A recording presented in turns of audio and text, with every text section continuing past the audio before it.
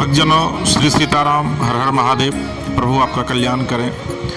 दरअसल में सितंबर का माह कई महीनों में महत्वपूर्ण है और ख़ास करके माँ के लिए बहुत ही महत्वपूर्ण है, क्योंकि सितंबर में ही जितिया व्रत मनाया जाता है। और जितिया का व्रत हर साल अश्विन माह के कृष्ण पक्ष की अष्टमी तिथि को रखा जाता है।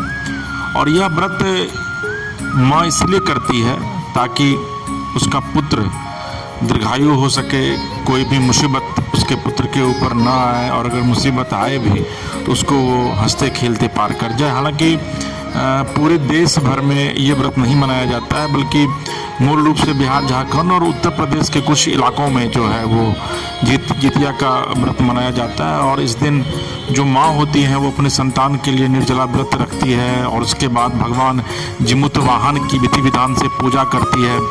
और कहा यह जाता है कि जो भी माँ पूरे विधि विधान से इस व्रत का पूजा करेंगी, उनके संतान की उम्र जो है वो काफ़ी लंबी होती है। और जिमुत वाहन जो भगवान है, जो देवता हैं, उनका आशीर्वाद भी मिलता है। और ऐसी भी महिलाएं जो कि निसंतान हैं, उनको भगवान जल्दी संतान देते हैं।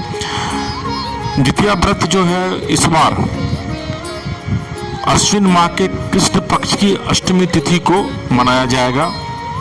इस साल अष्टमी तिथि की शुरुआत मंगलवार यानी 24 सितंबर 2024 को 12:38 पर शुरू होगी और अष्टमी तिथि समापन बुधवार को यानी 25 सितंबर 2024 को दोपहर 12:10 पर होगा।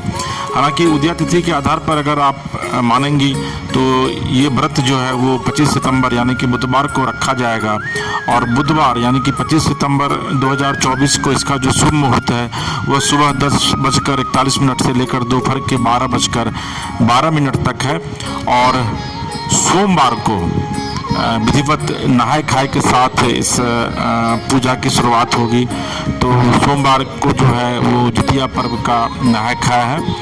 और इसके विषय में कहा जाता है कि आप जितिया व्रत अगर करती हैं तो सबसे पहले सवेरे उठिए, स्नान कीजिए, नित्य कर्म से निवृत्त होइए और उसके बाद सूर्य भगवान की पूजा कीजिए। क्योंकि सूर्य भगवान प्रत्यक्ष देवता हैं धरती के।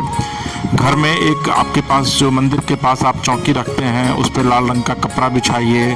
उसके ऊपर यानी कपड़े के ऊपर जो है वो थाली रखिए। थाली में अगर आपके यहाँ सूर्य भगवान की मूर्ति है या कोई उसका प्रतीकात्मक चिन्ह है तो उसको स्थापित कीजिए। उनको दूध से स्नान कराइए, दीपक जलाइए, वहाँ धूप अर्पित कीजिए, भोग लगाइए और फिर आरती कीजिए। और उसके बाद जब ये आप कंप्लीट कर लेती हैं, उसके बाद मिट्टी या फिर गाय का गोबर अगर आपके पास उपलब्ध हो तो उससे सियार और चील की मूर्ति बनाइए। और कुश से जिमुत वाहन की प्रतिमा की जो है वो पूजा कीजिए। और उनको भी धूप दीप फूल अगर हो सके तो अक्षत के तौर पर चावल जो है वो भी साथ में रखिए। और उसके बाद जितिया व्रत की जो है वो कथा खुद भी सुनिए और लोगों को भी सुनाइए।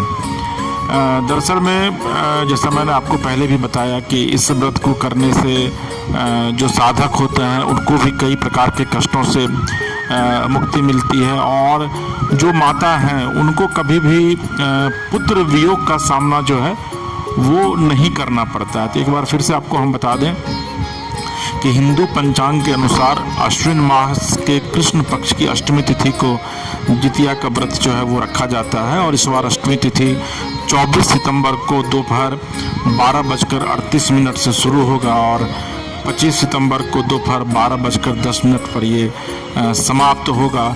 तो आप इस अनुसार भी कर सकते हैं, या नहीं तो फिर आप 25 सितंबर को जो है वो सुबह से लेकर के और पूरे दिन पूरे रात आपको फास्टिंग रखनी है। और फिर 26 सितंबर को जो है वो आपको सूर्य भगवान की सुबह में पूजा करके और फिर जो होता है वो दान करके, क्योंकि इसमें दान का भी बड़ा महत्व है।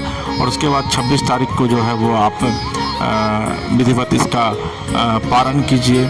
हालांकि कई ऐसी भी महिलाएं हैं जो कहीं ना कहीं से अगर आप फास्टिंग पूरी तरीके से नहीं रख सकती हैं तो ऐसी स्थिति में कहा गया है कि आप अपने आत्मा को कष्ट मत पहुंचाइए। क्योंकि अगर आप अपने आत्मा को कष्ट पहुंचाती हैं तो उसका फल आपके बेटे को या फिर आपको भी नहीं मिलेगा। तो आप नारियल पानी जो है, अगर आप बहुत ज़्यादा परेशान खुद को महसूस करती हैं तो आप नारियल पानी का सेवन जरूर कर लीजिए। और एक चीज़ याद रखिए कि 25 सितंबर को जो है वो 12:12 से 1:42 तक जो है वो राहु काल रहेगा, और राहु काल को ज्योतिष शास्त्र में अशुभ माना जाता है, और उस समय जो है वो शुभ कार्य आप जो है वो नहीं कर सकते हैं। तो अगर आप 25 तारीख को करती हैं ये व्रत, तो 26 तारीख को आप सुबह 6:11 के बाद जो है वो आप पारण कीजिए। नहीं, अगर आप 24 तारीख को करती हैं ये व्रत, तो आप 25 तारीख को 2 बजे के बाद पारण कीजिए, क्योंकि उसके बाद जो है ये बहुत ही अच्छा संयोग और सुखद योग बनता है, और निश्चित तौर पर आपके ऊपर जिमुत वाहन भगवान सूर्य देवता की कृपा जो है वो बनी रहेगी। साथ ही अभी इसमें कहा जाता है कि आपके जो पितर हैं उनको भी इसमें, चूँकि पितृपक्ष की भी शुरुआत हो जाएगी, तो आप अपने पितर को भी उस दिन पूजा कीजिए, और दक्षिण मुंह में जो है वो पितर की पूजा कीजिए, उनको